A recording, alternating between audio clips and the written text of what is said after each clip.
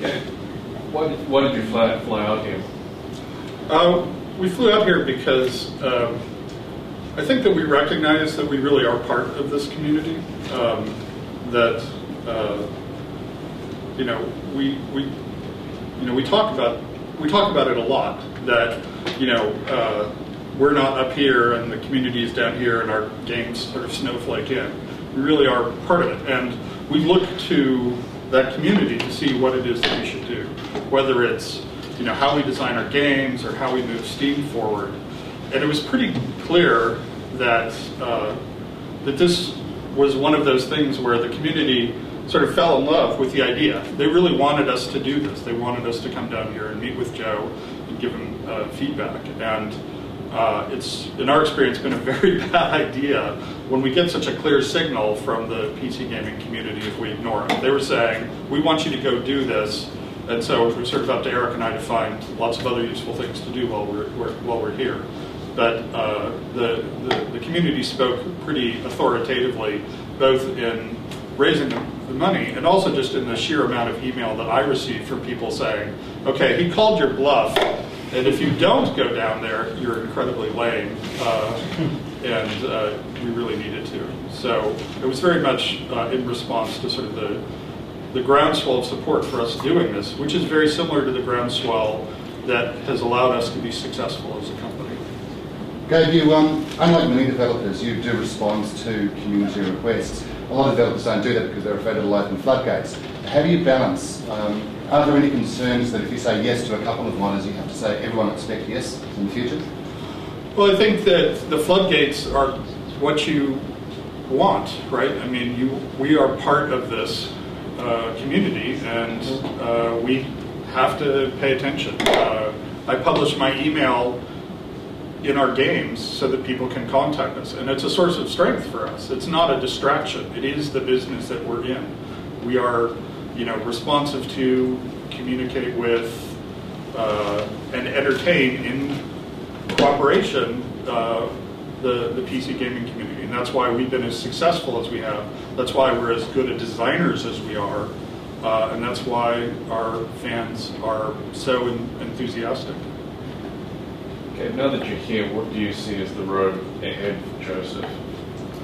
I think this is a good step. I mean, part of being successful is recognizing, he took this and sort of ran with it, which is good from understanding how the internet works. One of the odd things is that Joe probably understands more about the dynamics of communicating and marketing on the internet than 95% of the vice presidents at large game publishers, right? He's already hooked into that and understands that.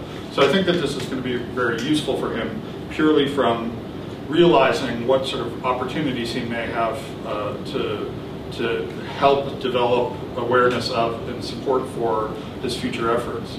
In terms of his specific level design, I haven't had a chance to actually look at his level, so hopefully he's going to hear from me and get some useful feedback on that, and Eric as well. I think going to our IT is a great choice. We've had several people come out of there. It's a very sound program, and that will be useful for him. The core thing to being, in today's world, to being a good game designer is the feedback loop, is to get something out there, get the feedback, and then do something useful with that. And that's the process, more than anything else, that differentiates successful and unsuccessful game designers at this point in the industry's evolution.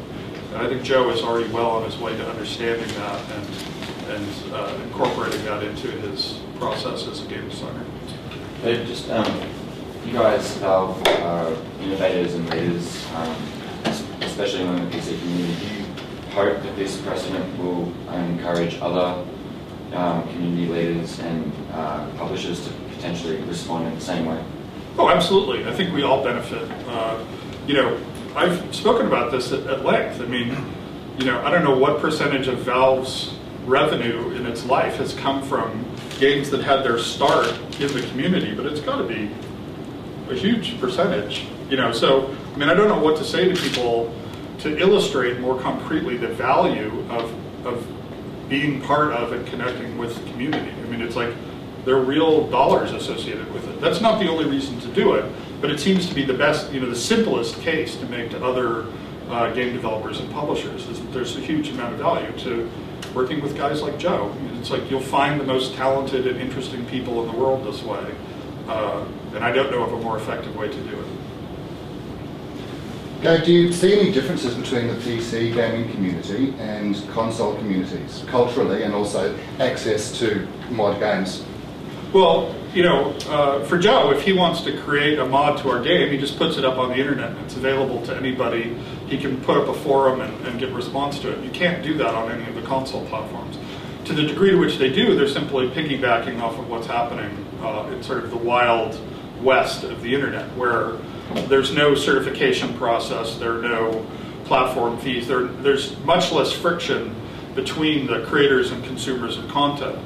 So I actually think that the challenge will be for the console manufacturers to, in their next generations, to understand better how they can capitalize and incorporate this into their systems. And I don't think that that's going to look like walled content gardens and huge barriers between guys like Joe and fans of what he wants to create. Joe, you've worked closely with the Valve team, getting feedback on creating mods. How did you find Valve's tools and support for their tools? Pretty great. You don't get a lot of companies supporting their SDKs quite as well. Occasionally there's a bit of a problem, but they've got the whole Valve developer community wiki up, and there's always something you'll find if you encounter a problem. It's just great that they release the tools at all and support them the way they do. I think in general, when you look at the companies that have PC backgrounds, I think Epic also does a really good job. And it's really a function of, sort of growing up and learning a lot of the lessons about engaging with your community that you have no choice about learning if you get your start in the PC space. Today on Biteside, we're with Joe WA, who is the people's hero for getting Gabe Newell and Eric to come out to Australia. How do you feel about that achievement here, Joe? Pretty good, pretty surprised. But yeah, good. It's great. It's good to meet him. They're going to play my campaign shortly, so. Now, let's be straight up. You didn't do it for the publicity. You didn't draw it to attention to your own mod. You just purely wanted to have Gabe out here to have a look at your game, didn't you? Yeah, well, it started out as a joke, and it grew into something more awesome than a joke. So, yeah, it was pretty much just, can't think of a good response to this. Well, let me just paint the picture for the viewers. We're here in a press conference. We've got dozens of journalists. Joe, you gave a nice little speech a few minutes ago. You didn't expect all of this, did you? No, not at all. Yeah, pretty much me and Gabe have been sending joking emails back and forth since like 2005, and it's all just, for fun. Yeah, I thought this was just going to be that again. Turns out, yeah, not so much. So what sort of bloke is Gabe Newell? He's a pretty awesome guy. I just met him about 45 minutes ago, but he's a pretty awesome guy. When I was like 15, I heard that he autographed things if you sent them to him, so I, rather than doing that, I asked him for a signed X800 XT graphics card, which was hot at the time.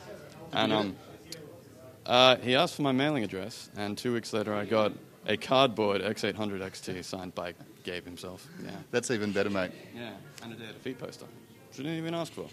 Awesome. Well, it's a mighty triumph for you, so congratulations. Cheers.